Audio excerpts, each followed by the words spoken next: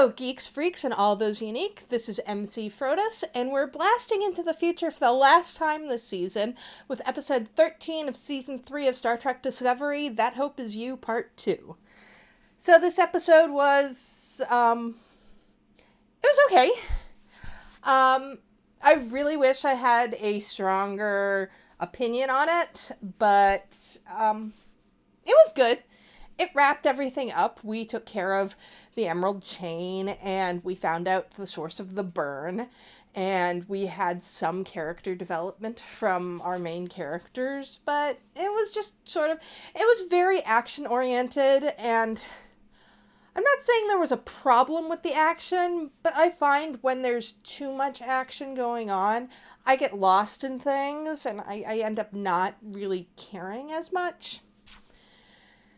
And the parts that weren't actiony, that dealt with Saru and Su'Kal and the burn, I found I liked the acting in it. I thought Doug Jones did amazingly well this season.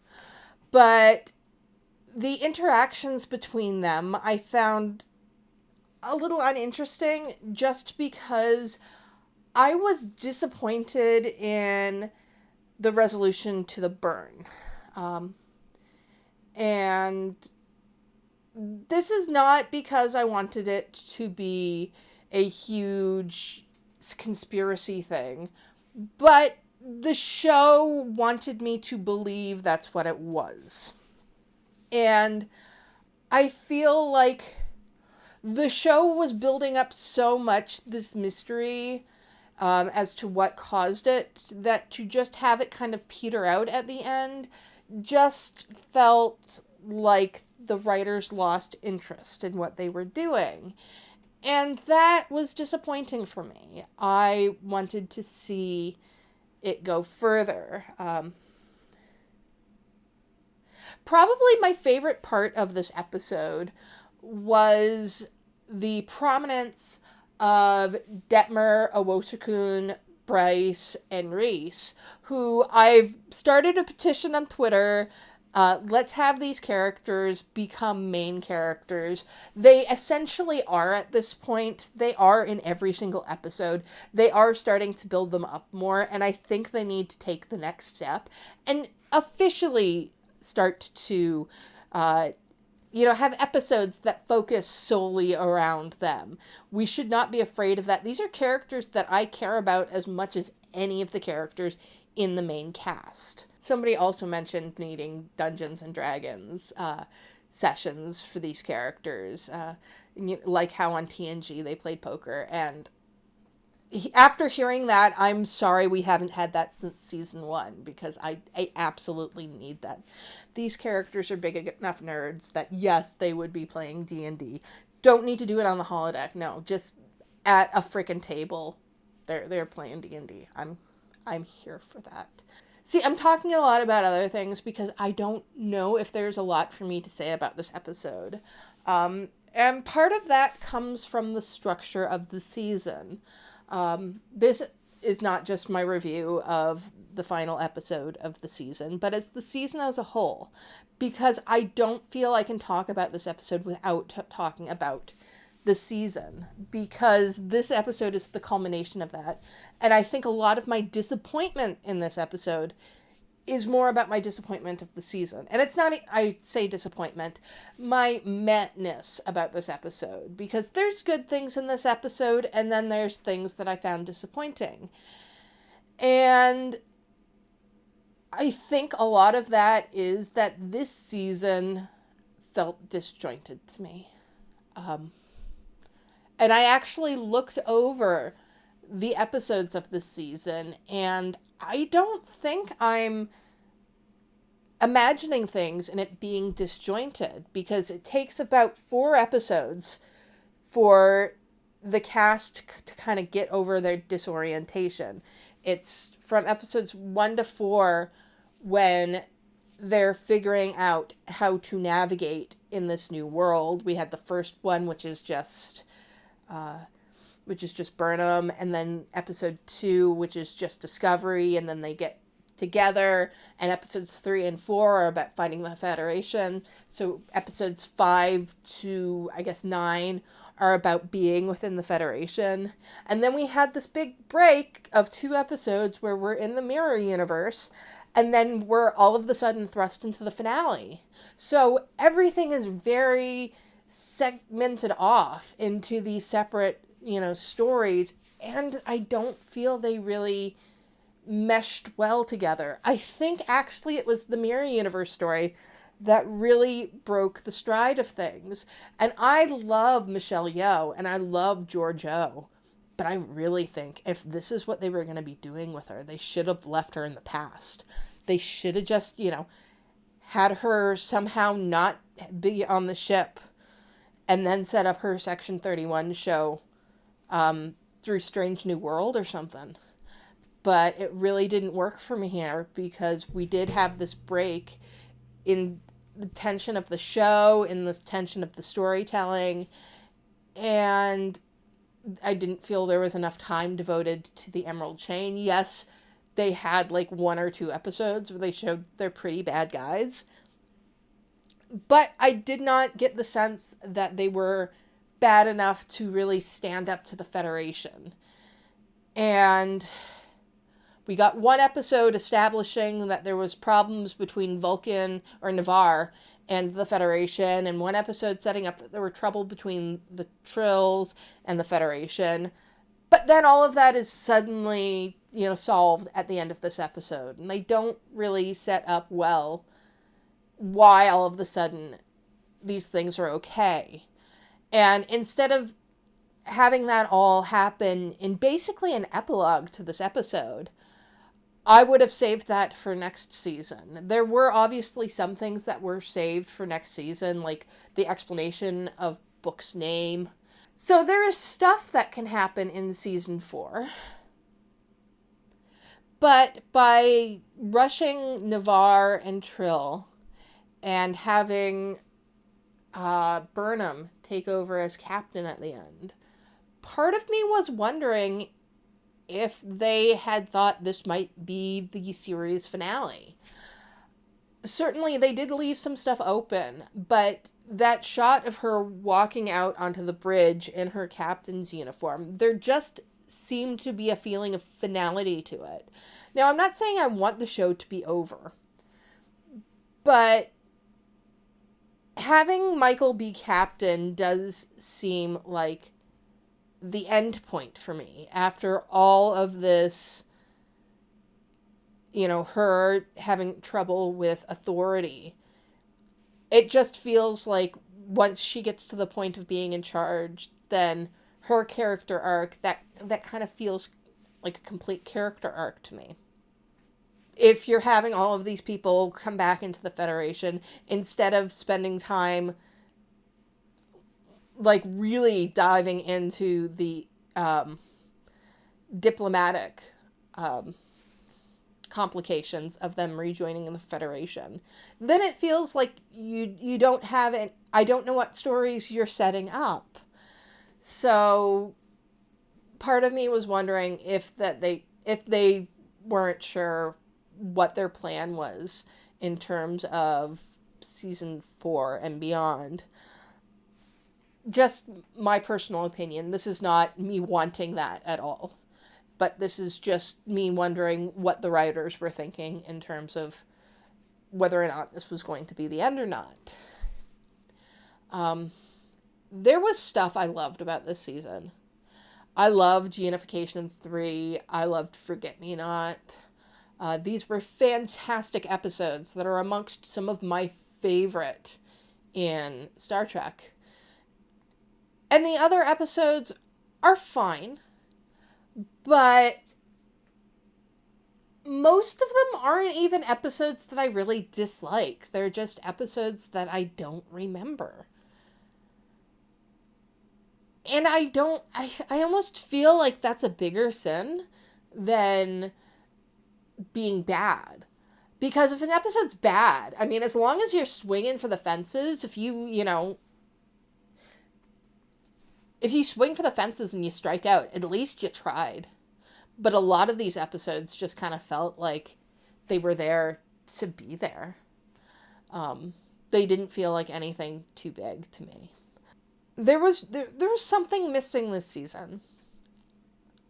Uh, and I don't know if that's because Discovery is trying to find its place in this new world, but I felt like I was trying to find my place. I was feeling a little unmoored, and disconnected from a lot of these characters.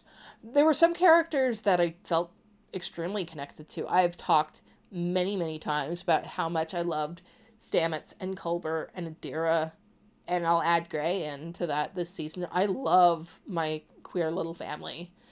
I can't believe how much, like, bringing Adira and Gray into this story is totally worth going to the future. Like, I'm not sure what going to the future really adds to the story, but as long as they're here, it's like, okay, you know, I'll accept it.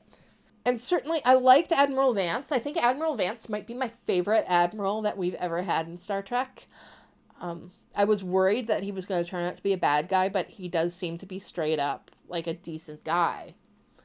There's just a lot, like, I'm not really sure about. It feels to me like there hasn't been enough emotional fallout from the characters going to the future.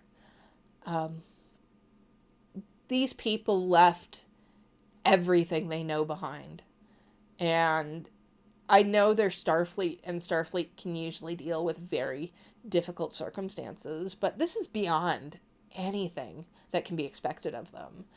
And I would have liked to have seen that reflected a little bit more.